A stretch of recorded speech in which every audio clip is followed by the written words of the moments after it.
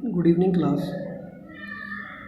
फिर से स्वागत है हमारे शर्मा कॉमर्स एकेडमी के इस चैनल में। तो कल बच्चों मैंने रेशो वाले चैप्टर के आपको क्वेश्चन कुछ कराए थे, ठीक है। 1 से लेके मैंने 3 क्वेश्चन भी दिए थे आपको, ठीक है। लेकिन बच्चों ना तो आपके लाइक इतने आ रहे हैं, ना वीडियो को ज़्यादा से ज़्यादा। बस एक छोटी सी रिक्वेस्ट है, यहाँ पे कोई अर्निंग का सिस्टम नहीं है। सिर्फ लाइक करने से और लाइक करने से इस बात का पता लगेगा कि आप लोगों को समझ आ रहा है, ठीक है। और शेयर करने से आप लोगों को इस बात का पता लगेगा कि भाई हमारे को क्या हो रहा है, किसी दूसरे बच्चे की हेल्प हो सके।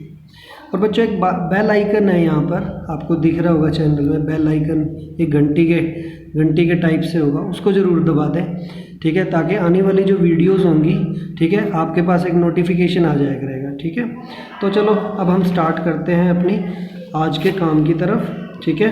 तो फिर दोबारा से देखो एक बार, कल मैंने कराए थे, आज लास्ट 2 रेशो हमारे, आज ये चैप्टर फिनिश हो जाएगा। तो देखो अगली रेशो है हमारी एक्टिविटी रेशो। कौन सी रेशो? एक्टिविटी रेशो और टर्नओवर रेशो। टर्नओवर रेशो, ठीक है। एक्टिविटी रेशो भी बोल सकते हैं इसको, और क्या बोल सकते हैं, टर्नओवर रेशो भी बोल सकते हैं, ठीक है। अब इन्वेंट्री टर्नओवर रेशो, ठीक है। इसके अंदर बच्चों 5 तरह की रेशो हैं। तो सबसे पहली रेशो है कौन सी? इन्वेंट्री टर्नओवर रेशो, ठीक है। मैंने कहा भी था कि आप साथ साथ बोला भी करें ताकि आपको जल्दी से चीज़ें याद हो जाएंगी, ठीक है।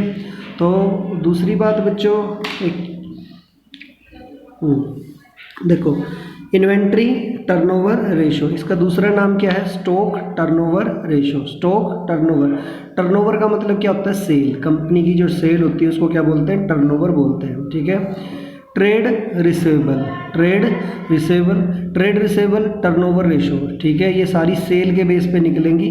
और ट्रेड रिसेवेबल का मतलब क्या होता है? डेटर्स प्लस BR प्लस, ठीक है, BR, ठीक है। आगे समझिए नहीं, आगे चलते हैं। ट्रेड पेबल का मतलब है BP, क्रेडिटर्स, ठीक है, टर्नओवर रेशो। अगला है वर्किंग कैपिटल टर्नओवर रेशो। तो वर्किंग कैपिटल पता ही है, वर्किंग कैपिटल कल बताया था कैसे निकलती है, current assets minus current liability, ठीक है। और अगला है बच्चों fixed assets to turnover ratio. कौन सी? Fixed assets to turnover ratio, okay. चलो बहुत अच्छा। तो अब हमारे को एक एक करके इस रेशो के बारे में हम पढ़ेंगे, ठीक है, साथ के साथ नोट्स भी बना लेंगे, ठीक है। तो देखो अगली है हमारी, सबसे फर्स्ट थी हमारी कौन सी रेशो? Inventory turnover ratio. कौन सी? इन्वेंट्री टर्नओवर रेशो, ठीक है। तो बच्चों यहाँ पर है cost of revenue from operation. मैंने बताया था आपको +1 में भी पढ़ाया था कि cost of revenue from operations कैसे निकालते हैं। कॉस्ट ऑफ गुड सोल्ड ही है इसका मतलब, ठीक है। Cost of good sold COGS करके निकालते हैं ना, इसका शॉर्ट ट्रिक था COGS। कैसे निकलते थे? इसके 2 फॉर्मूले थे, मैंने एक्सप्लेन कर रखे हैं, लेकिन हमारे को याद भी होना चाहिए +1 का। तो कॉस्ट ऑफ गुड सोल्ड कैसे हम निकलते हैं? Opening stock add purchase add less purchase return, add कर दो कैरिज, ठीक है। कैरिज इनवर्ड होएगा ना बच्चों, अगर कैरिज ध्यान रखना, मैंने अभी आएगा भी वैसे आके, कैरिज इनवर्ड है। देखो दोबारा देख लो, ओपनिंग स्टॉक ऐड कर दिया परचेज, लेस कर दिया परचेज रिटर्न, ऐड कर दिया कैरिज, ऐड कर दिया। कैरिज इनवर्ड होएगा तो ऐड करना है, अगर कैरिज आउटवर्ड होएगा फिर नहीं आएगा। क्यों? क्योंकि कैरिज इनवर्ड हमारा डायरेक्ट एक्सपेंसेस है, और कैरिज आउटवर्ड जो है हमारा कौन सा एक्सपेंसेस है? इनडायरेक्ट एक्सपेंसेस है। So we are include only a direct expenses, okay. Wages होगी वो भी, other direct charges minus closing stock या क्लोजिंग इन्वेंट्री। बच्चों एक बात देखो, कई बच्चों को मुश्किल लग रहा होगा, नहीं ये मुश्किल नहीं है, वही है ये। जब हम कॉस्ट ऑफ गुड सोल्ड निकालते थे 11वीं में, क्या करते थे? Opening stock add purchase minus purchase return add direct expenses minus closing stock, बस COGS निकल गया हमारा। बच्चों मैं अपने इतना मन लगा के पढ़ा रहा हूँ आप लोगों को, आपको ऐसे ही लगेगा जैसे बिल्कुल सामने बैठे हैं सर, ठीक है।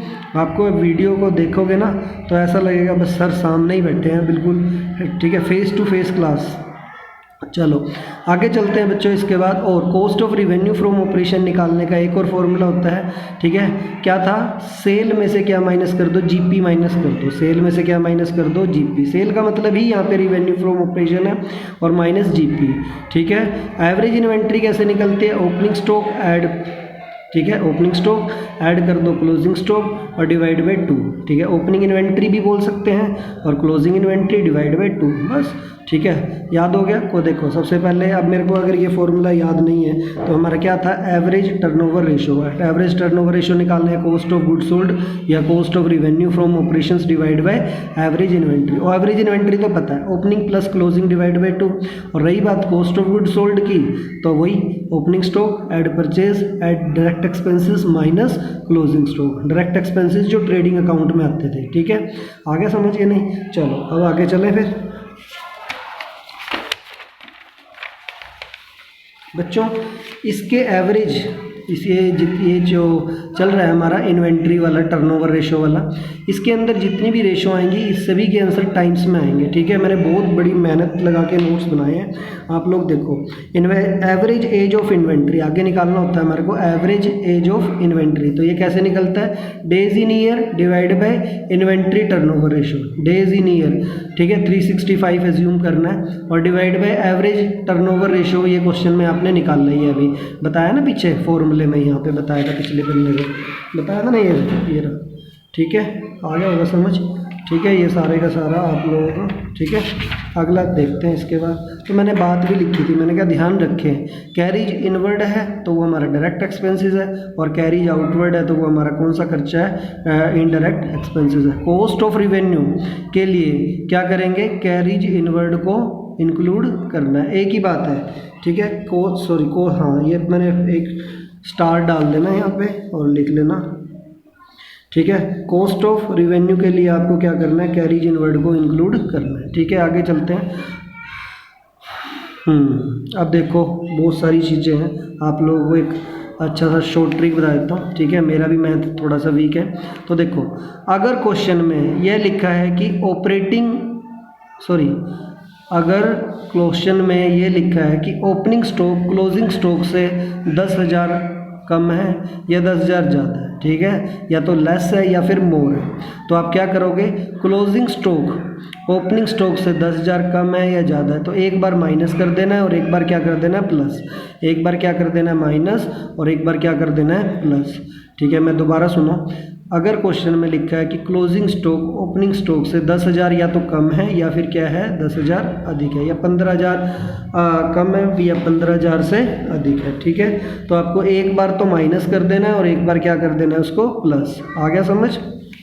चलो अब है बच्चों, इसको देखो 3 टाइम्स 4 टाइम्स 2 टाइम्स का मतलब क्या होता है, ठीक है। जैसे हम करते थे ना, राम की आयु श्याम की आयु की 3 गुना है, तो वही बात है। टाइम्स का मतलब क्या है यहाँ पर? गुना। टाइम्स का मतलब क्या है यहाँ पर? गुना। तो कैसे निकाल लेंगे? जैसे राम की आयु 1 है, श्याम की आयु भी 1 है। अब कहेगा कि श्याम की आयु राम की आयु से कितना? 3 अधिक है, ठीक है। 3 टाइम्स है, मतलब 3 × 1, ठीक है। तो यहाँ पे कितना आ गया? 1:3। ऐसे 4 टाइम्स है तो 4, 1 तो थी मल्टीप्लाई बाई 4 कितने थी? 2 टाइम्स, तो 1:2, ठीक है। आगे समझ? अच्छा, कहीं पर पजल करने के लिए क्या दे देता है? देखो इस तरह से मैंने लिखा है 3 टाइम्स मोर, 3 टाइम्स मोर मतलब 1:3 + 1 कर दिया हमने, ठीक है। 3 तो थी, वो क्या बोल रहा है? दोबारा सुनो, 3। अब बच्चे कहेंगे सर इसमें और इसमें क्या फ़र्क है? बेटे वो 3 टाइम्स है, उसका मतलब है मल्टीप्लाई, और 3 टाइम्स मोर का मतलब है भाई जितना थी उससे 3 अधिक है, ठीक है। थी कितनी? 1, ठीक है। इसकी भी 1 थी और इसकी भी 1 थी, और इसमें कितनी ज़्यादा है? इसकी 3 ज़्यादा है, लिखा ना 3 टाइम्स मोर, तो बेटे 3 प्लस कर दिया हमने। इसी तरह से इसमें 4 टाइम्स मोर है तो 1 + 4 हो गया, और इसे 2 टाइम्स मोर कर दिया तो आ गया होगा समझ आपको। चलो आगे चलते हैं। इसके बाद कोस्ट कितना है? 20%। कोस्ट का कितना है? 20%, ठीक है। कोस्ट देखो, कोई भी चीज़ कोस्ट और सेल दोनों अलग अलग होती है। कॉस्ट और सेल का मतलब अलग अलग होता है। हमेशा कॉस्ट प्राइस कम होता है और सेलिंग प्राइस क्या होगा, ज़्यादा होगा। क्यों, कैसे? जैसे 2 रुपये का पेन परचेज़ किया मैंने बनाया 2 रुपये का पेन, तो 2 में थोड़ी बेचूंगा, उसमें क्या करूँगा, अपना प्रॉफिट ऐड करूँगा। तो कोई भी चीज़ अगर कॉस्ट पे 20% है तो सेल पे कितनी होगी, 25। अगर 1.5 है तो 1/3, ठीक है। 1/4 है तो सॉरी 1/3 है तो 1/4 है तो 1/5, ठीक है। इस तरह से आप लोगों को बना लेना, लिख लोगे अब इसको। चलो आगे चलते हैं। तो ये हमारी कितनी रेशो होगी अभी, ठीक है।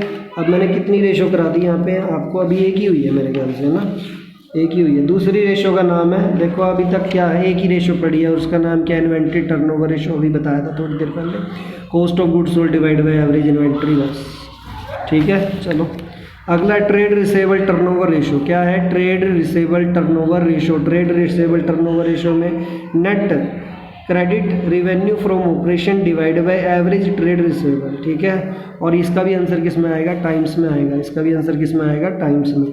बेटे इसमें देखो, net credit revenue from operation का मतलब क्या है, देखो अब डेटर और बीआर, ठीक है। डेटर कौन होते हैं और बीआर कौन होते हैं। बीआर आपने +1 में पढ़ा है और डेटर्स आपने किस में पढ़ा है, डेटर भी +1 में पढ़ा है। Debtors, who is a debtors, जिससे हम गुड्स क्रेडिट पे परचेज करते हैं, ना सॉरी परचेज नहीं करते, जिसको हम गुड्स क्रेडिट पे क्या करते हैं, सेल करते हैं, ठीक है। मतलब कस्टमर, ठीक है, जिसको हमने क्रेडिट पे गुड्स सेल किया है वो हमारा कौन है, डेटर्स है, ठीक है। इसी तरह से बीआर होते हैं। बीआर मैंने पढ़ाया है आपको, वही बिल्स ऑफ एक्सचेंज वाला है ना। बिल्स ऑफ एक्सचेंज में जैसे ए ने बिल लिखा बी के ऊपर, तो ए अपने यहाँ पे क्या एंट्री करता था, बीआर अकाउंट डेबिट टू ए, और वो क्या एंट्री करता था, ठीक है, क्या बीपी वाली एंट्री होती थी ना, बीपी हमारा क्रेडिट हो जाएगा तो क्या एंट्री करेगा, A account debit to BP, ठीक है। आ गया ना समझ, तो वही बीआर और बीपी वाला है। चलो आगे चलते हैं। इसके बाद net credit revenue from operation divide by average trade receivable, ठीक है। इसका आंसर भी किस में आएगा, टाइम्स में आएगा, ठीक है बच्चों। आगे देखो, net credit revenue from operation कैसे निकलता है, टोटल सेल में से क्या माइनस कर दो, कैश सेल माइनस कर दो, तो क्या आ जाएगी आपकी, क्रेडिट सेल आ जाएगी। देखो दोबारा देखो, नेट क्रेडिट रिवेन्यू है, मतलब नेट सेल निकालनी है हमारे को, नेट सेल, ठीक है। नेट क्रेडिट सेल निकालनी है, उधार सेल निकालनी है। आपकी दुकान है, ठीक है, आपकी दुकान पे 10 लाख का माल पड़ा हुआ है, टोटल माल कितने का है, 10 लाख का है, ठीक है। यहाँ 10 लाख लिख लिया, कैश में बिका 6 लाख, तो कितना आ गया आपकी क्रेडिट सेल आ गई। 4 लाख आपकी क्या होगी, देखो 10 लाख था, 10 लाख टोटल सेल हुई है, ठीक है, महीने की। और कैश में बिका कितने का, 6 लाख का, तो 4 लाख आपकी क्या होगी, क्रेडिट सेल होगी। आगे समझ। आगे अगला, इसके बाद एवरेज कलेक्शन पीरियड कैसे निकलेगा, या sorry net credit revenue from operation कैसे निकलेगा, नेट क्रेडिट, ठीक है, बता ही दिया मैंने। टोटल रिवेन्यू में से क्या माइनस कर देना, जो टोटल क्रेडिट सेल, ये वाली जो टोटल, ठीक है, ये तो टोटल है। अब नेट चाहिए तो सेल्स रिटर्न क्या करना पड़ेगा, माइनस करना पड़ेगा। और एक छोटी सी बात और ध्यान से सुनो,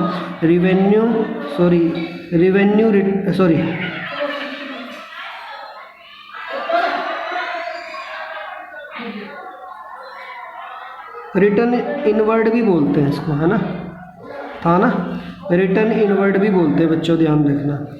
एक इनवर्ड होता है, एक आउटवर्ड होता है। जो रिटर्न इनवर्ड का मतलब क्या होता है, सेल रिटर्न, रिटर्न इनवर्ड, और एक होता है रिटर्न आउटवर्ड, वो इसमें आएगा जो नेक्स्ट, ठीक है, जो ये अभी हम करेंगे नेक्स्ट। आगे देखो, average collection period, average collection period कैसे निकलेगा, डेज इन ए ईयर, कितने एज्यूम करने हैं क्वेश्चन में, 365। ट्रेड रिसेबल टर्नओवर रेशो, जो अभी ऊपर से निकालना है आपने, यहाँ से निकालना है ना, ट्रेड, ठीक है, ये है ना ट्रेड रिसेबल, इसका फॉर्मूला जो टाइम्स में है वही नीचे रख देना बस। 365 डिवाइड बाई जितना आंसर आया था बस हो जाएगा। आगे चलते हैं। इसके बाद है ट्रेड पेबल टर्नओवर रेशो, ये कैसे निकलेगी, नेट क्रेडिट परचेज, बस है कुछ नहीं, इसमें नेट क्रेडिट सेल आई थी, इसमें क्या आएगा, net credit purchase. Average trade payable वही creditors plus BP, opening plus closing divide by 2, opening इसका भी ओपनिंग, ठीक है, प्लस क्लोजिंग इसका भी क्लोजिंग और डिवाइड बाई 2, बस, ठीक है, आ गया समझ।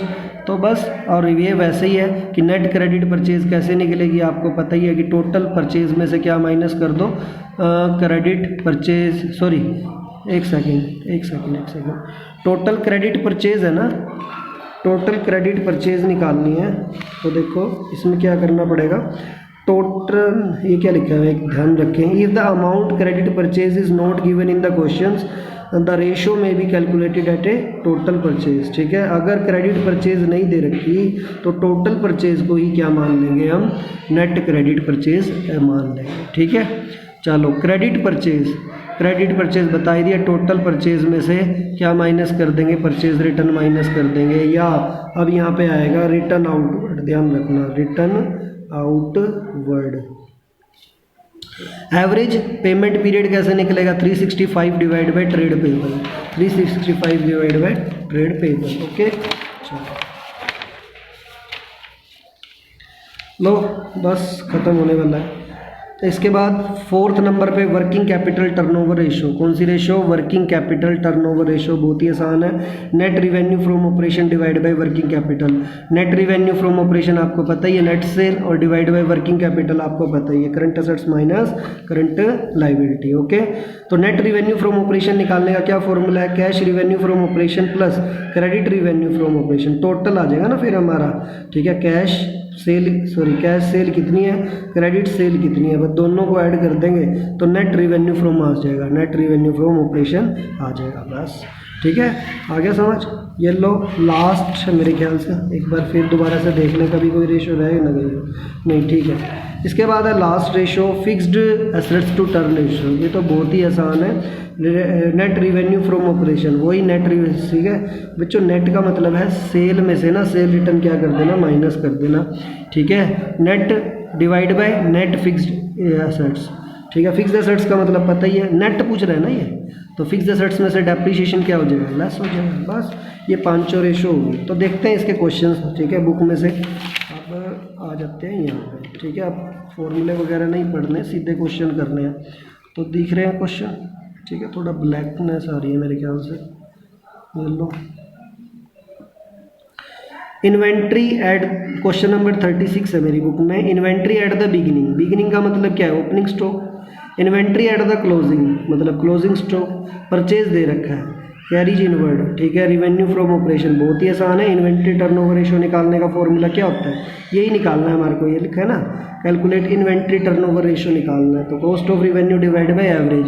Cost of revenue from operations का मतलब क्या है यहाँ पर, वही ओपनिंग स्टॉक, ये रहा कितना है 20,000, ऐड कर देंगे परचेज 50,000, ऐड कर देंगे कैरीज इनवर्ड 5,000 और माइनस कर देंगे क्या, क्लोजिंग स्टॉक कितना है 10,000। बस ये लो, अब ये आंसर आ गया 65,000। और एवरेज इन्वेंट्री आपको पता ही है, opening plus closing divide by 2, तो मतलब 20,000 प्लस 10,000 डिवाइड बाय 2। ओके, तो बस बच्चों एवरेज इन्वेंट्री टर्नओवर रेशो निकल गया, हमारा आंसर आ गया। टाइम्स में आएगा, ध्यान रखना, कभी कुछ वैसे ही निकाल दो, रेशो निकाल दो, नहीं गलत हो जाएगा। ठीक है, और एवरेज एज ऑफ इन्वेंट्री भी पूछ रखा है क्या, एवरेज एज ऑफ इन्वेंट्री।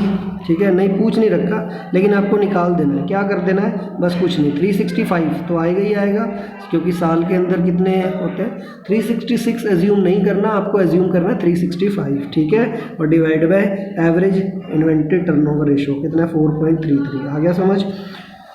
ये लो अगला क्वेश्चन भी बहुत इजी है, आप निकाल लोगे 37 क्वेश्चन। एक बार फिर भी बता दूं, इन्वेंट्री टर्नओवर रेशियो कैसे निकलेगी, cost of revenue from operation divide by average inventory, opening stock add purchase add direct expenses minus closing stock करके निकाल लेंगे बच्चों।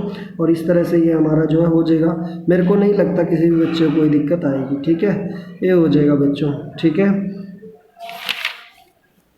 हरियाणा बोर्ड। ये लो अब आ गया क्वेश्चन 38 भैया 38। अब ये क्वेश्चन, एक दो क्वेश्चन ऐसे भी हैं जो मैथमेटिक्स से रिगार्डिंग है, जरूर देंगे आज आपको।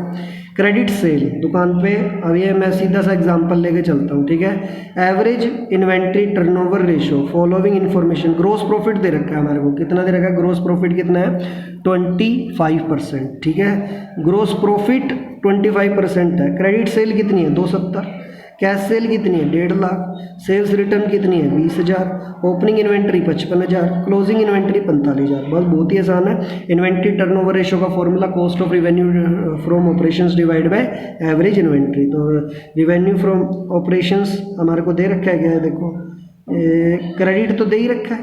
ठीक है, हमारे को क्या चाहिए, कॉस्ट ऑफ रिवेन्यू चाहिए ना, तो कॉस्ट ऑफ रिवेन्यू के लिए फॉर्मूला लगा दो, ओपनिंग स्टॉक, अच्छा ठीक है, तो कोई बात नहीं।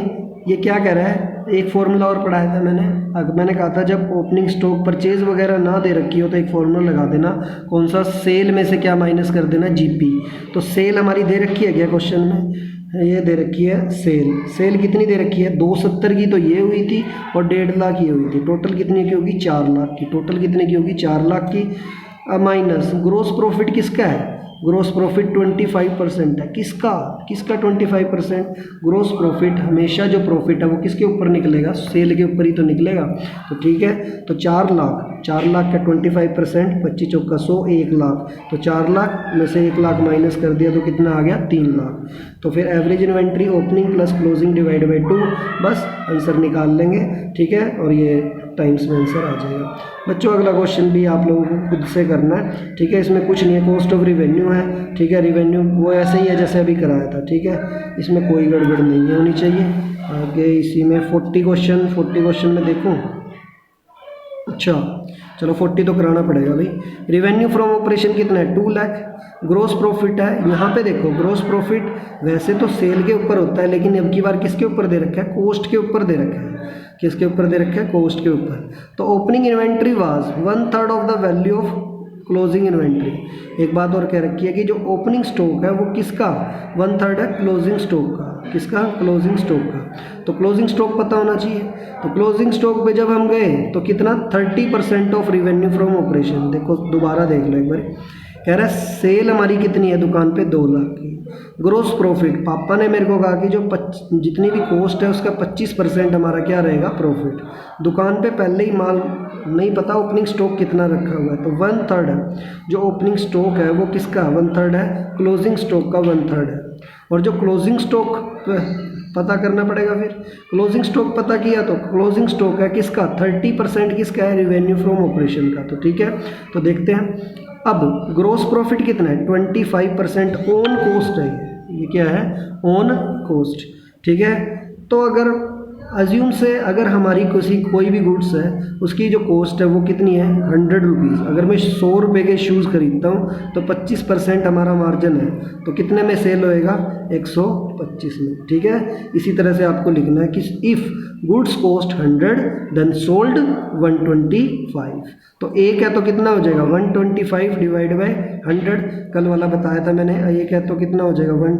ये जो लेफ्ट हैंड वाली चीज़ होती है वो हमेशा नीचे आती है। और कितने पे निकालनी है अपने को, 2 लाख पे। तो 2 लाख पे निकाल दिया।